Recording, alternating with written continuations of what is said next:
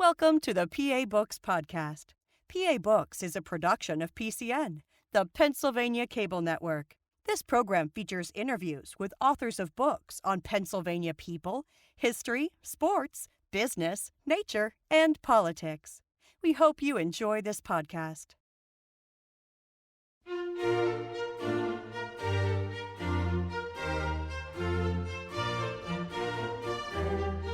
This week on PA Books, George Thomas, author of Frank Furness, Architecture in the Age of the Great Machines. George Thomas, author of Frank Furness, Architecture in the Age of the Great Machines. Why'd you write the book?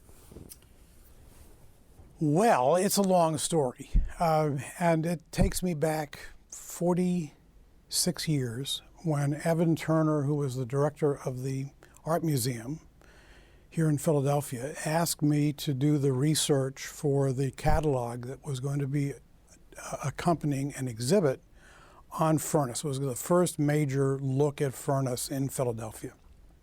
And I was asked to try to figure out what we could learn about Furness and put it together for the research and then to create a catalog of Furness's work.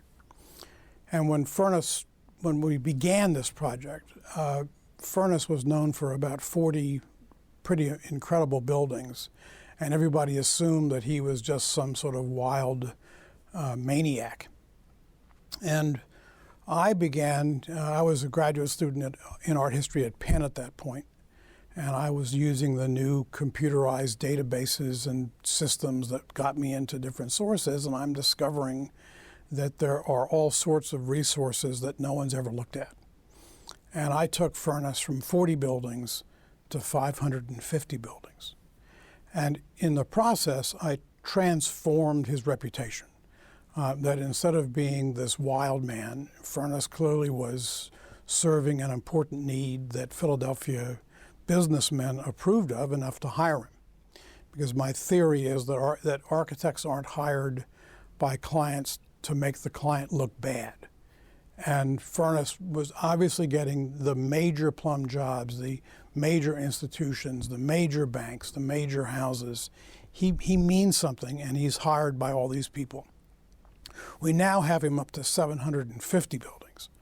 So by my rough calculation, he's doing a building every other week for 40 years, which is pretty incredible.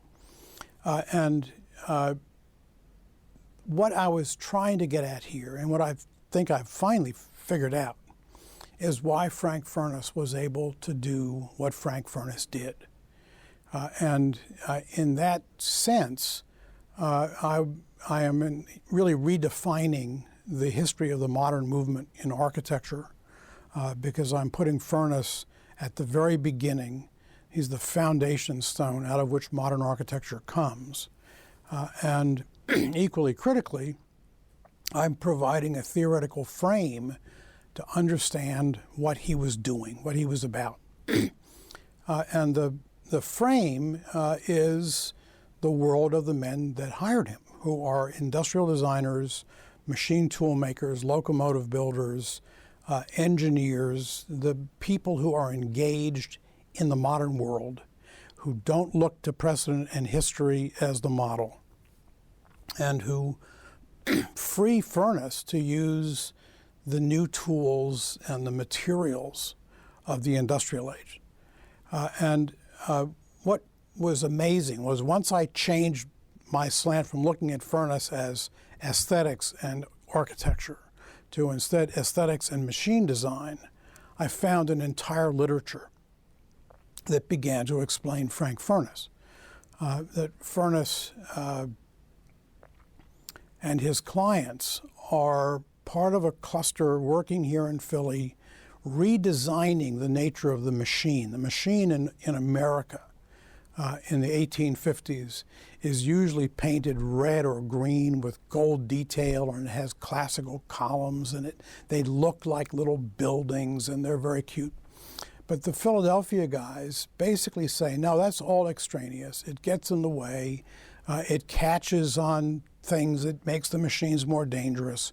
We're going to make machines that are simply what they are. We're going to get rid of all that stuff, and we're going to paint them gray to look like metal so that they don't catch your eye and you just see them and you're aware of them, but you're not focusing on secondary stuff. And the machine becomes, in a sense, a tool to make things, and at the same time expresses what it's about. So how did the design of the machines translate into Frank Furness's buildings? His buildings work from the same principles. And that's what really got me looking again. I had just done the restoration of the library at Penn that Furness did in the 1886 to 91, and we had restored it in the late 80s, early 90s, and I was still sort of working through with the Robert Venturi office a lot of the issues of that design. And I began to realize that this was a building that was designed perfectly to solve the problems of a library. It didn't look to classical temples. It wasn't trying to be a French library, a gigantic limestone-clad behemoth. It's actually looking at Philadelphia factories. And I did an article about this in 2000 for the Historical Society of Pennsylvania, where we were looking at the state of Pennsylvania as a work of art. And Furness was our architectural example. And I realized that the library has a gigantic tower out front. And it's a tower that serves all of the vertical transportation, all of the people going up to the third floor lecture hall, all the people going to the second floor library, as well as all the people coming into the library itself. And I was looking around and I thought to myself, this is what a factory owner does. He puts everything in one place, the toilets, the vertical stacks, everything is all in this one thing. And then he clears his factory floor so that the floor is able to be laid out exactly as you need it for your machines, or in the case of the library tables and the workspaces and so on. And I began to realize that, in fact, this was what Furness was doing with his really great buildings. Is he's looking at the problem. He starts with logistics. How do people and things move in and out of the building? He lays out a plan that responds to that. The Academy of Fine Arts here in Philadelphia is a great example. The public on the Broad Street entrance, the art students who are always art students, as far away as possible from the paying public in the back corner. And then in the real center of the back, a gigantic freight elevator that lets you lift those gigantic works of art up to the second floor gallery, but also let you lift a horse for the Academy students drawing up to the studio level, because horses don't do steps. So, I begin thinking about, okay, this is what Furness is doing. And if you really analyze his buildings and you start with the question of the plan, and then you move through the layout, and then you move to the way that it is articulated as form and detail, you suddenly realize this is a very different thing. He's not looking at what everybody else does. He's looking at what the problem tells him he needs to do. And that's a big idea. Well, what if you put pre-Frank Furness buildings next to his buildings, how can you tell the difference? What changed? Well, the obvious thing is that Furness uses the materials of the industrial age directly, freely expressed, not hidden. So if he's going to use a gigantic steel beam to span an auditorium in the Academy of Fine Arts, he doesn't cover it with plaster and egg and dart moldings and make it go away. He leaves it there. It's there for you to see. In the galleries of the Academy, there are steel beams spanning the gallery spaces to carry the roof structure. They're carried on cast iron columns. They're absolutely visually present. The big reading room at the library at Penn is just gigantic steel girders that span the room and just totally open, expressed. This is the world you live in. More fun at the library is that when you come in the front door, there's a great stair. And everybody gets all caught up in the detail. But if you look at the stair analytically, you realize that Furness is giving you a lesson about the nature of steel and iron. So that the newel posts are cast and richly detailed because you can put all that detail into a cast element. But you can't use cast iron to span anything because it's brittle. So you can use it in vertical support. And then he spans from it with big steel rolled steel I-beams, which is the new structural element. And then he does the railings and all this lacy wrought iron. So he's showing you wrought iron, rolled steel, and cast iron, the materials of the age that we live in, and makes them central to the experience of the building. And he does this over and over again. He does it in houses where steel girders span, vestibules. I mean, it's just every time you look around, you're saying, oh yeah, look at that. So that's piece one. And piece two, and more complicated, is that the plan of the building tells you how the thing is designed to work. It's not looking at somebody else's plan, it's solving this client, this problem.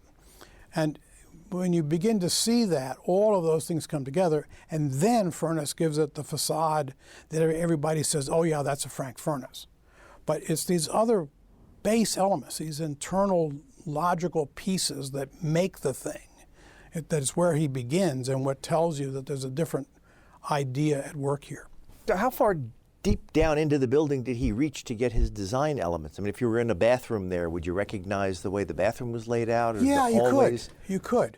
And that would be something that would be, I think, a big part of the world that we're a part of. But his little brackets, his little details are all part of what he is very comfortable with. Was this kind of thing going on in other cities at the time where the Industrial Revolution was reaching into architecture? It was reaching in, but they cover it, they conceal it, they hide it. And Philadelphia is interesting because Philadelphia is a city and a culture that's run by engineers.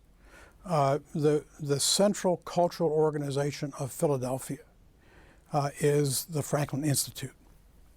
And the Franklin Institute was set up as an organization in which scientists, academics, and people working in the factory could all be members and could discuss ideas from the full array of experiences from theory to practice. And its members become the board members of the Academy of Fine Arts and the University of Pennsylvania and the Academy of Music and the Philadelphia Zoo, and all the organizations of this city are basically run by engineers and industrialists. And that means that when they say, basically, as several did when they commissioned churches, I want you to use iron, use my material, and treat it as such. Okay? So we see that there's a wonderful little church over at 22nd and Spruce Street that has exposed steel flying buttresses. And you don't think about it until you suddenly realize, oh yeah, how Philadelphia. Centennial decade, 1870s, part of this effort to talk about and use the materials that are part of the life of the city. So that's, I think, a central component. You start with the clients. And then you go into how do I tell the story that gives them an identity. And again, Furness does this with his imaginative ornament and his imaginative use of modern materials. But what's interesting in Philly, there's another architect who runs exactly parallel in time and space with Furness, who's Joseph Wilson, who starts off running the architectural shop for the Pennsylvania Railroad. And they're going to disseminate the Philadelphia ideas about design and construction the whole length of the railroad all the way to Chicago. So when we talk about Chicago construction and Louis Sullivan, who studied in Frank Furness's office, we're really talking about Philadelphia construction and the modern ideas that Sullivan absorbed from Furness and took to Chicago. The whole modern story is backward. But Wilson's interesting because he's an engineer. His training was at RPI. He then forms a new type of office that has architects, engineers, geologists, hydrologists, all of the things that you needed to understand to make a successful, complex modern building, big sort of corporate firm. And they're the ones who basically give steel its expression in the capacity to span giant spaces. The Philadelphia Convention Center, the old train shed, the Reading Terminal, that's a Joseph Wilson. And it is this wonderful lyrical expression of how little iron you need to cover more than a football field. That's his game. His game is, I want to show you how these materials work. Furness's game is, I want to show you how you can give them expression. And so in a sense, if you think of modern architecture as, Mies classicism, minimal, that's Joseph Wilson. And if you think of Le Corbusier and the cultural complexities of design, that's Frank Furness. And those two ideas come out of this city in the 1870s, 1880s, and 1890s and really shape where modern architecture will go for the next 150 years. So if you had walked around Philadelphia, and would it have looked different than other cities? Totally. If you went to New York, Chicago? Totally. And it looks so different that people from those cities couldn't understand it and hated it. Deeply, deeply incensed that Furness's buildings didn't look like, the classics, didn't look like the Gothic history that they were all celebrating. And the critics are vicious. I mean, there's the line, the Furnessic reign of architectural terror. And you say to yourself, I guess he didn't like it. But what's amazing is that when they get inside Furness's buildings, they suddenly say, oh, wow, look at the perfection of the light. Look at how lovely this interior is. Look how the galleries at the Academy are perfectly top-lit with no shadows. Isn't this amazing? And they don't realize that the building that Furness did on the outside was necessary to get the light in to where he wanted it on the inside, in the way he wanted it. Because their model was, let's start with history. Let's start with what we know. And Furness, working for these industrialists, is free to say, no, not so fast. We've got new tools, new capacity. Let's go in new directions. The other piece, and this is something that I always come back to, is that Furness's father's closest friend from childhood, 5-year nursery through the end of his life is Ralph Waldo Emerson, the American philosopher. They're both Boston kids who go to Boston Latin and then Harvard, and then are both Unitarian ministers for a bit, and they summer together as families. They are totally connected. And Emerson, in the 1830s, realizes that America ought to be different than England and the old European cultures. This idea of old Europe isn't new.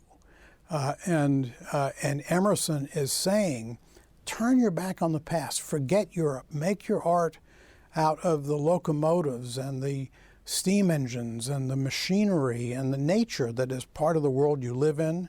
That's where the American democracy ought to make arts that everyone understands because it's part of the culture we live in, as opposed to something learned from some other place.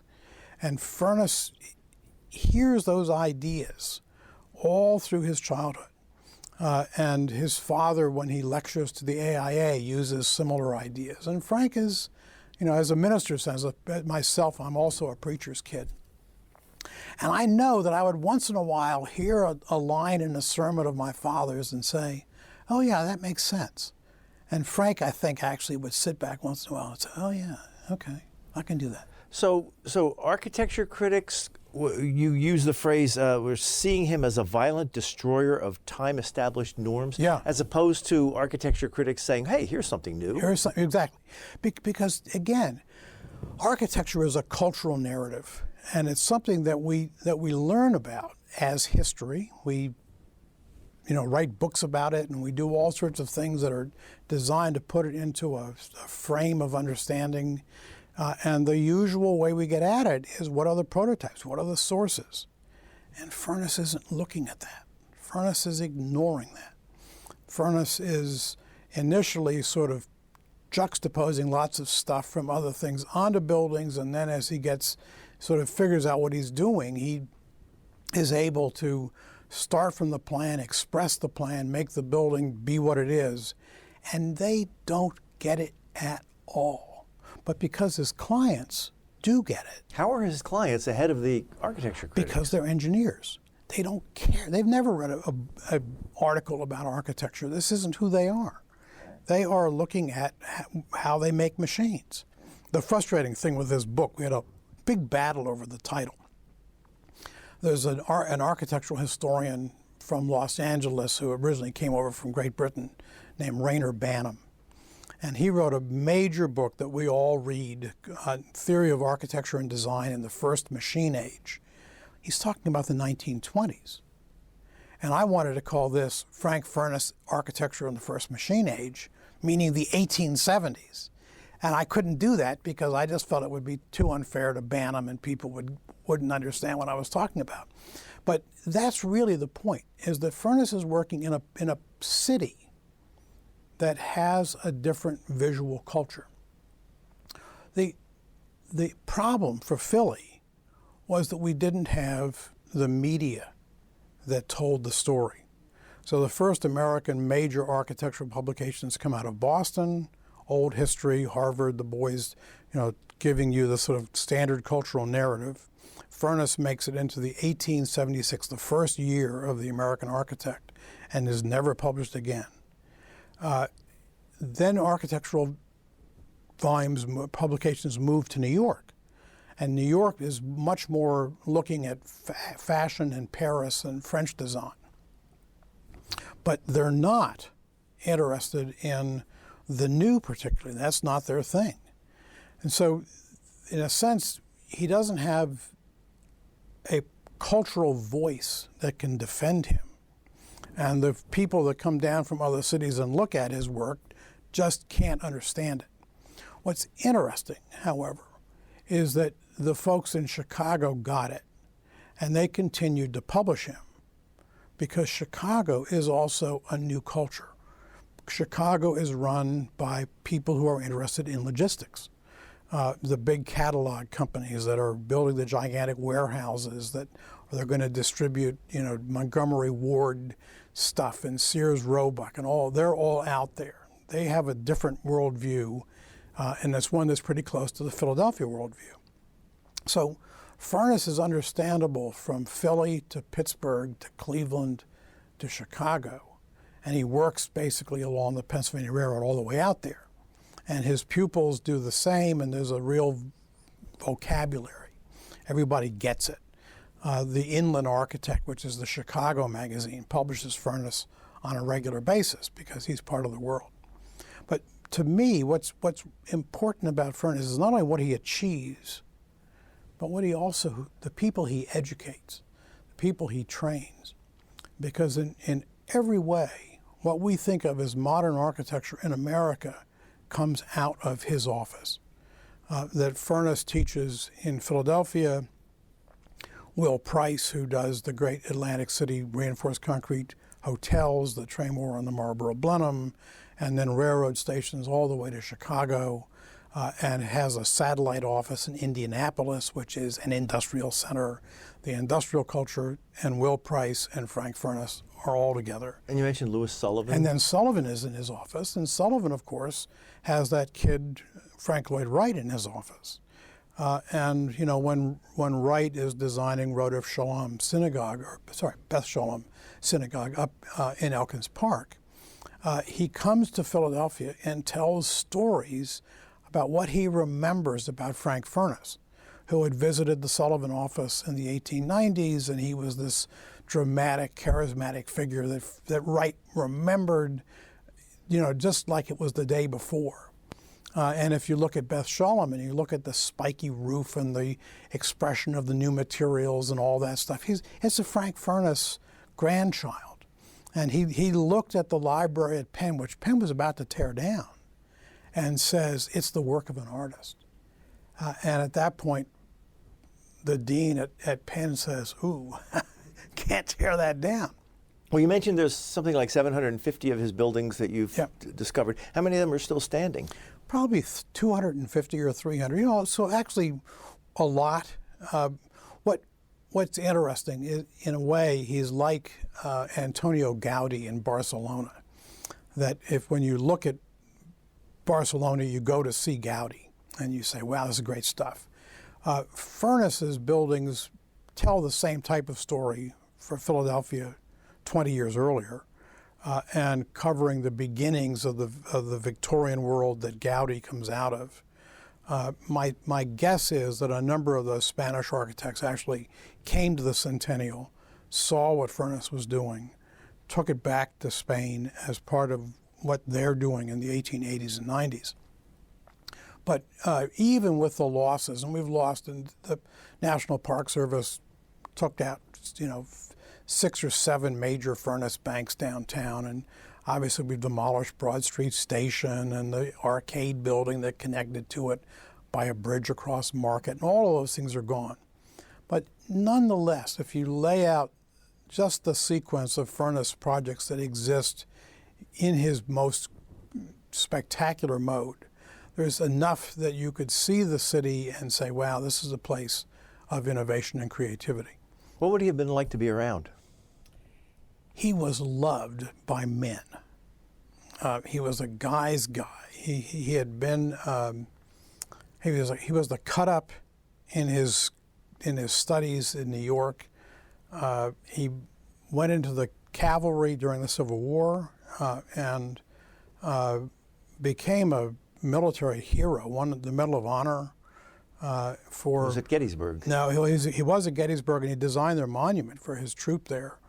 But after Gettysburg, at not Beverly Crossing, there's another one down there, but one of the big battles in the Virginia campaign, he carried a box of ammunition on his head across an open battlefield to an outpost that needed to be resupplied, and then came back across the field and was awarded the Medal of Honor for that heroic act.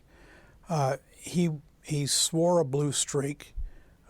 His language was colorful in every dimension, and his architecture buddies describe him as, the hail fellow well met, the really fun person to be around. He hunted, he fished.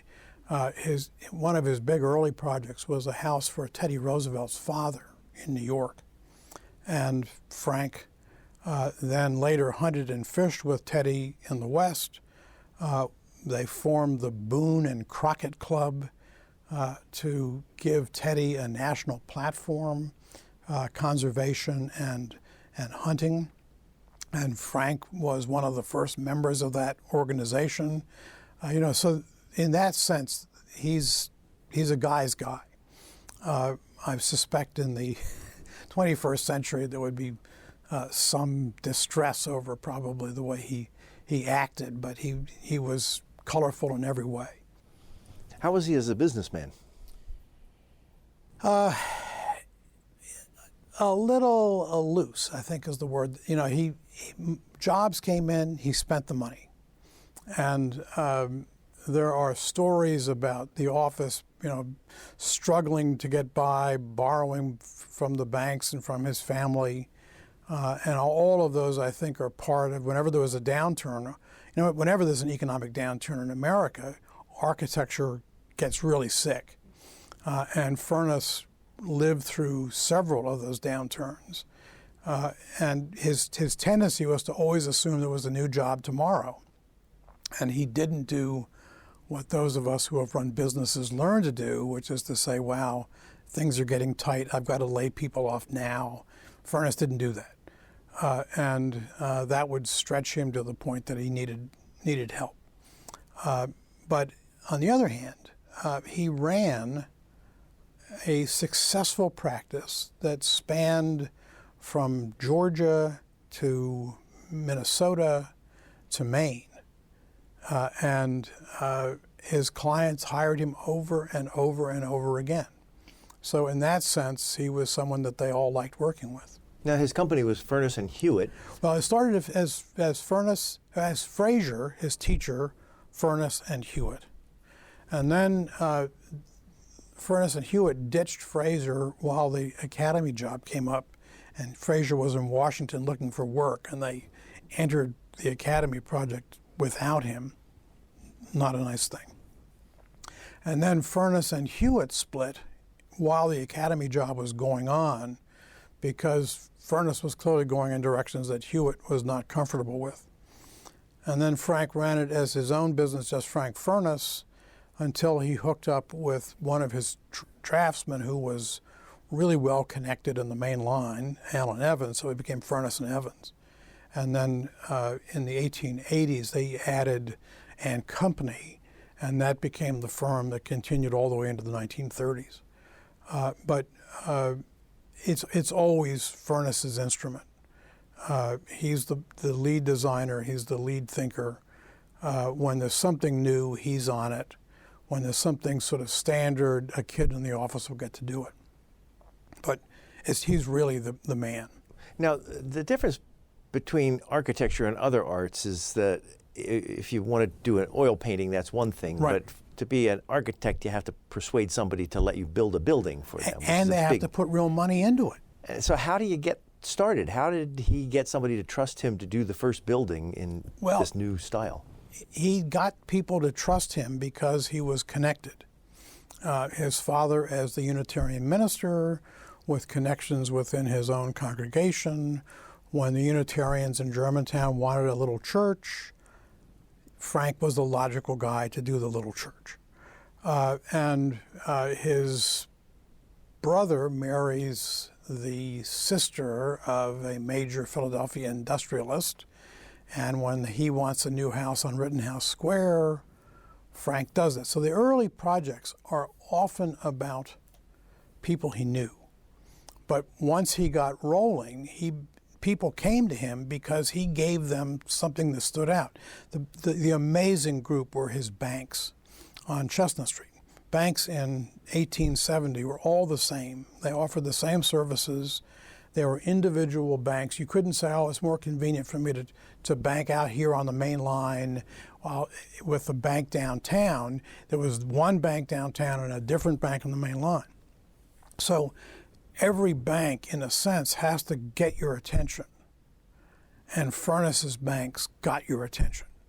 They screamed on the street. They beat their chests. They elbowed the neighboring buildings out of the way. They made you see them. And they became tremendous advertising that led people into the building. And the line of banks, every bank from 1871 on becomes more expressive, more flamboyant, more in your face. And people wanted that. That's what they're saying is, hey, I want my building to stand out. How am I going to get you in the door? Furness got you in the door. And then he shifts into understanding the new technologies, the new possibilities of the age. And he begins to get into questions of heating and ventilation, and can I move heated air in a way that will pull cool air up from a basement when I don't have regular air conditioning? And the answer was yes, I could. He could. The Academy, with its glass roof, creates a superheated volume of air up there. You ventilate it. It pulls air up from the basement into the galleries. He'd been doing the same at hospitals, so that the Jefferson Hospital building has the same type of ventilating opportunities. And Furness becomes supremely good at figuring out how to make the building really meet your needs. And I think that's a huge part. This is not just flamboyance. This is also a building that uses the systems of the contemporary world to best effect. And he does big ventilators on the tops of buildings. And even if they don't look like what you'd expect, on the top of a library or on the top of a veterinary hospital, because he wants you to be comfortable. He puts big skylights right over where you're working, because in the pre-electric light era and the pencil on a big ledger, you had to be able to see what you were doing. And so Furness gave you beautiful light to work in. He really thinks about what's going to go on, and he makes the building serve that. I want to ask you about one sentence you have in here. Whimsical touches continued to the end of his career, suggesting that Furness liked being the class clown so long as it brought attention to him and his clients. Yeah. How can you look at a building and say, oh, there's a whimsical touch? Well, there are little pieces that you see. There's a couple of houses on Walnut Street that have a sort of a keystone that has a sandblasted ornament. And when you look at it one way, it's just a sandblasted ornament. When you look at it another way, it's actually a drooping mustache and drooping eyes, and you suddenly see a face there. There's a twin house over on Spruce Street that has a big lintel, and in the center of the lintel is a little triangle that looks like a nose, and right next to it is the sort of googly-eyed little double eye that we all know from, what was it, Kildare was here, remember that? Kilroy. Kilroy. Oh, yeah. Kilroy was here. That little cartoon thing. Furness turns that into something that is on lots and lots of buildings. And this is the house for children of one of his clients, and he just sort of threw a little goof in there. And I think he just loved the fun of it, loved putting these little bits in to make you look, to make you pay attention. And he did this from the beginning when he was in Richard Morris Hunt's atelier in New York in the 1850s.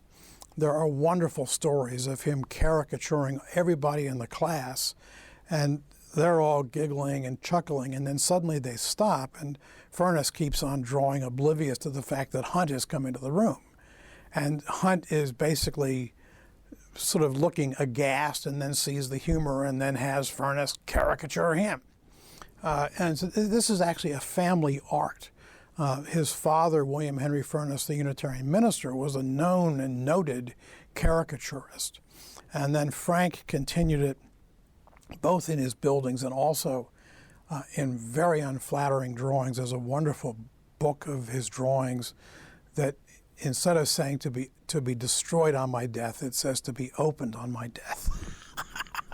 Which, you're thinking, okay, this is who he is. Was he famous at the time outside of the circle of people who were building buildings?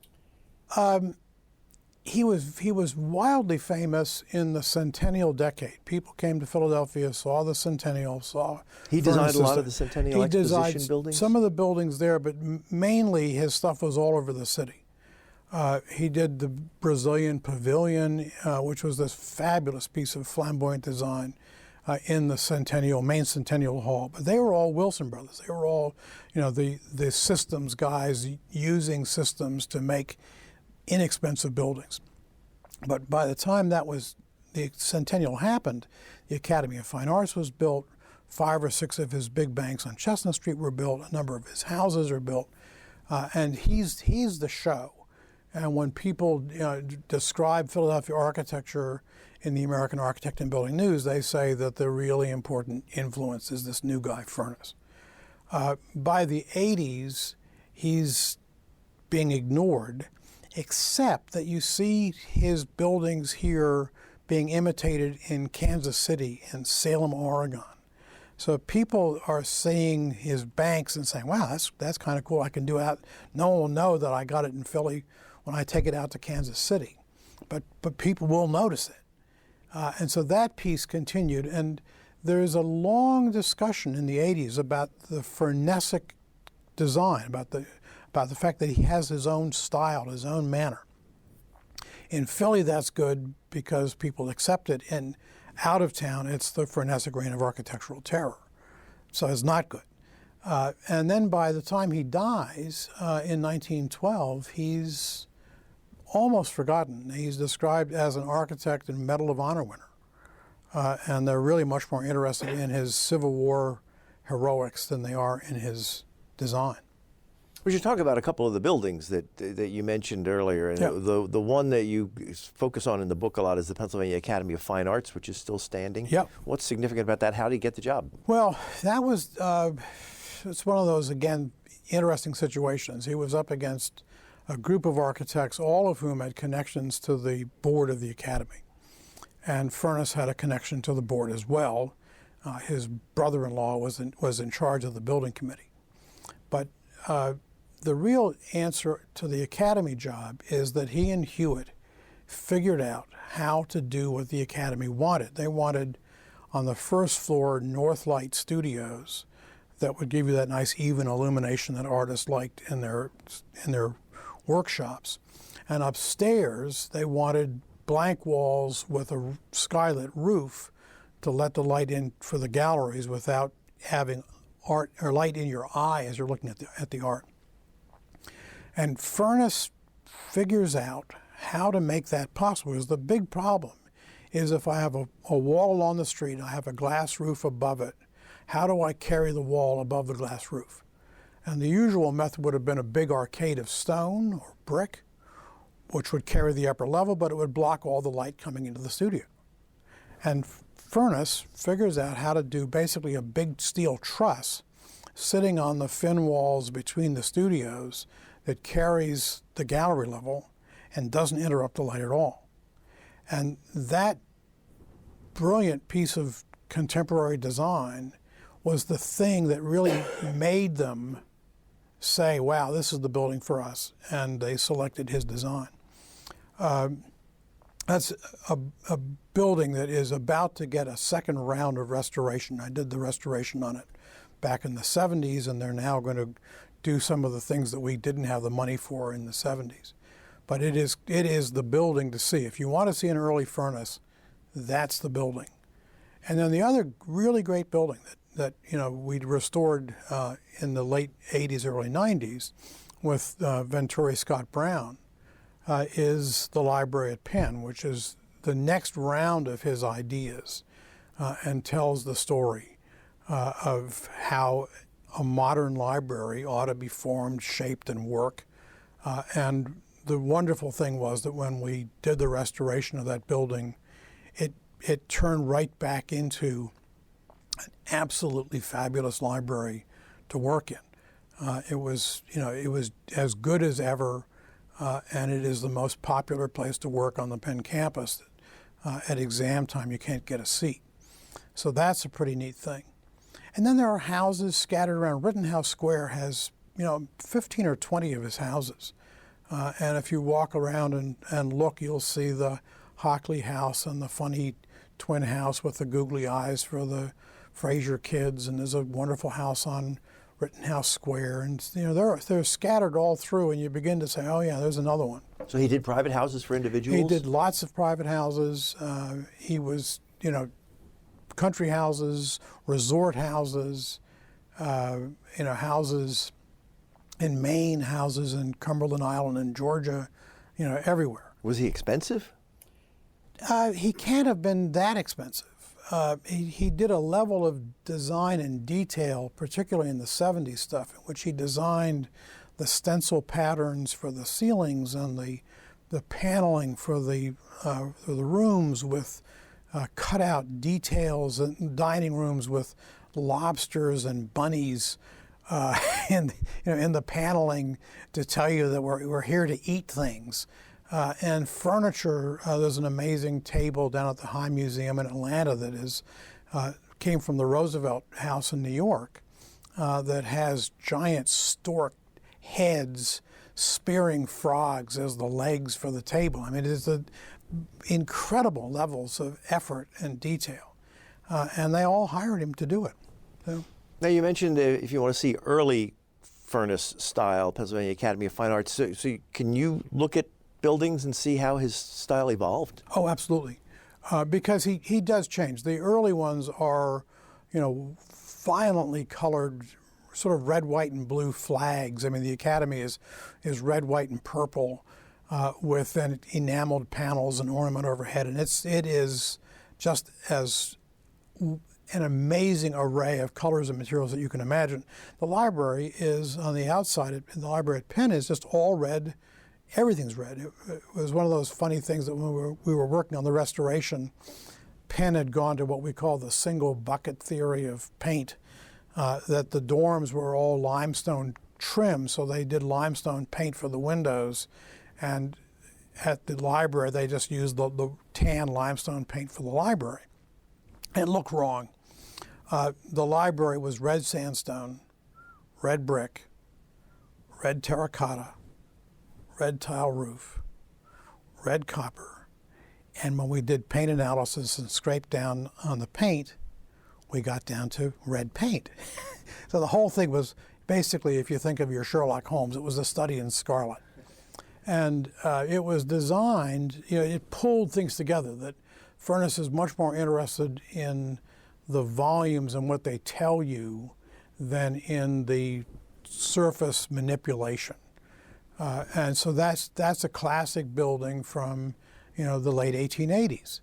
And then if you go out to Bryn Mawr, to the Baldwin School, the old Bryn Mawr Hotel out there is a fabulous building from the same period in which Furness is really looking at industrial architecture to represent the Pennsylvania Railroad, which is the client. So. Did the materials available to him change over time, so that the technology, so he could do things with later buildings that he couldn't do with earlier buildings, either with electricity or plumbing or yeah, all of those things walls? That's part of what's going on, is that the 1870s are this period of enormous transformation. Gas lighting has come in. We're now about to go in the 1880s into electric lighting, interior plumbing, steam radiation for heat. All of that stuff is happening. And it's Furness's job to incorporate them in a way that makes the building work as they're learning how to do these new things. The one thing they didn't have was forced air conditioning. But he even figured out how to pull air up from the basement and cool a building that way. So, yeah. One of the buildings you mentioned was the Broad Street Station. Yes. Can you talk about that? Well, that's a building that I guess I was in when I was about 8, and I don't remember it at all. It was enormous. It was the headquarters and the downtown terminal of the biggest railroad in America. And it was the railroad in America that set the industrial standards. It called itself the Standard Railroad of America, not meaning ordinary, but the one that makes the things work. And they had built an earlier station opposite City Hall beginning in 1881 by Joseph Wilson, who had done a very workmanlike little Gothic building. And Furness is given the task of basically quadrupling it. Of building an enormous addition that was going to handle some 24 trains simultaneously coming in on the elevated rail tracks, and then also house the office workforce of the railroad that is now some 10,000 miles of track going to Chicago and St. Louis, and the whole eastern part of the country was served by this one railroad. So Furness's task was to make something that would look okay with what Wilson had done earlier, make something that was enormous, to say we're enormous as important, and more brutally, to contest in a sense with City Hall across the street, which everybody already recognized as a sinkhole of corruption for the vast expense that was going into this building.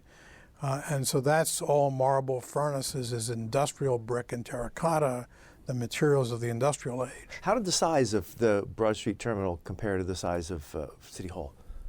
The main office block was about a third the size of City Hall, but the train shed extended for 5 city blocks behind it as one enormous structure with one clear span steel roof over the entire thing, so that it was a roof that would have held the whole Reading Terminal roof inside it. It was just unbelievable, vast thing that was so big that they had to cut streets through and under it. The whole structure gets the name the Chinese Wall, the Great Wall of China that cuts Philadelphia in half, because they had this big viaduct that got to the trains. The game was to get the tracks off the street. They didn't want people and cars and horses and everybody colliding, so they elevated the whole thing, which then creates the wall, which then required cut-throughs at, I think, 15th and 22nd Street. And otherwise you were out of luck and had to go around and go through those narrow things.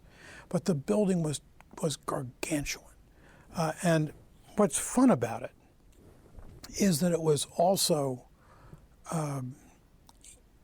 in a weird way, romantically beautiful. Painters of the day celebrated the views of the inside of the great shed and the steam and the smoke of the locomotives filling the space. And there are numerous views of this thing that make it clear that to the artist, this was the modern world. This was energy and, the titanic forces of an industrial age being unleashed in service to people. And it was an astonishing building. The train shed burned in 1924, so they just had open tracks. By 1930, they were building 30th Street Station, and the expectation was that Broad Street would be demolished. They built Suburban Station to get you downtown. And then the Depression came along, and they didn't want to put the money into the demolition, and then World War II came along, and they needed every bit of train space they could get, so they actually kept running that station into the 50s, and then they finally demolished it to create Penn Center and all the new offices over there. And back and forth you say, well, it would have been fun to see that. But in the end, Philadelphia needed new downtown offices, and it was probably a better use of the space right in the core of the city to have the 15 or 20 office towers that are there. The one wonderful thing, train people are really wonderful because they're really into their train things. And there was a guy who has been working on a 7 or 8 foot long model of Broad Street Station for like the last 20 years. And when we did an exhibit on Furness and the railroads for the library company a few years ago, we borrowed that model. And it was just amazing because he'd done the waiting rooms inside. He'd done everything. And you could peek in through windows and see, this station, and you could almost live it. It was just fabulous. When you look at buildings in cities now and the styles that they're built in, is there some continuous line of evolution from Frank Furness to buildings today, or was his style there and cut off and switched to something else? No, it switched, but the genes of it are there. That when you see architects, and in Philadelphia, we talk about the Philadelphia School. We talk about Louis Kahn and the Richards Medical Research Laboratories at Penn and the various buildings he did around the world, the DACA Capitol and so on. When you look at Lou Kahn's buildings, they are buildings that reflected the ideas that Furness had. That Furness basically said a building ought to look like what it is. It ought to be a machine for solving the problem. Kahn's buildings got that perfectly. And even though the ornament is gone, the detail is simplified, when you look at a Furness building and you look at a Kahn building, you can see the relation.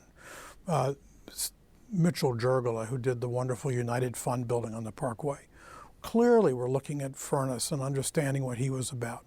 The Venturi office, Robert Venturi and Denise Scott Brown, again and again came back to Furness references. Bob wrote the introductions for my early Furness books because he was so, in love with what Furness achieved, saw the power of the ideas. So these are all things that are very much part of the world that continue. They continue in a different way. We work at a different scale. We work with different materials. But when you really lay out the genealogy, when you look at Furness and Will Price over here on the East Coast, and then George Howe, who comes out of his office and does PSFS, the Great Modern Skyscraper. I mean, that is a classic Furness building. Every function is represented and distinct. The PSFS building is a classic Furness building because when you put them side by side, the one looks so stark and liney, and the others are more ornate. But look at the street, and you've got the shop front at the bottom, and then the gigantic banking office above it, and then the materials change, and you go to the office tower, which is the speculative office tower. Each piece is defined in the same way that Furness did the library. Every function is expressed and represented. The materials are part of telling you the story. Howe is a partner in the Furness office and saw Furness's designs and got the ideas that then continued in the way that he used materials in PSFS. That Furness would, on a big square pier, if you wanted you to go in one direction, he'd use black on this side and white on this side. Because he isn't talking about the pier as a uniform classical object, he's talking about it as a directional tool. And Howe gets that, Howe understands that.